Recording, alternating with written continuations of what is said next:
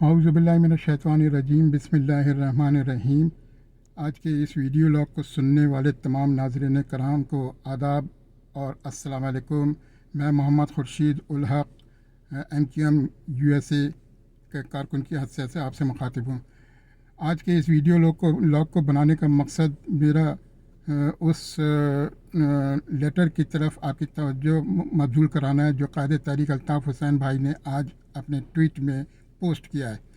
उस लेटर के मुताबिक पाकिस्तान के chief of army staff general Qamar Javed Bajwa की जो हिदायत सिंध के DG रेंजर को सियासी मामलात पर इंटरफेरेंस करने की दी गई है, उससे ये साबित होता है कि उससे कमर जावेद बाजवा आर्मी चीफ़ की और ISI की नफ़ी हो जाती है, उस बयान की नफ़ी हो जाती है जिस बयान में वो बार बार कहते हैं कि आर्मी का सियासत से कोई लेना देना नहीं, आर्मी सियासत में इन्वॉल्व नहीं होती।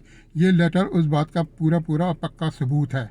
लिहाजा हम मुतालबा करते हैं कि इनके ख़िलाफ़ आर्टिकल 6 के तहत इनके ख़िलाफ़ एक्शन होना चाहिए और इनका कोर्ट मार्शल होना चाहिए।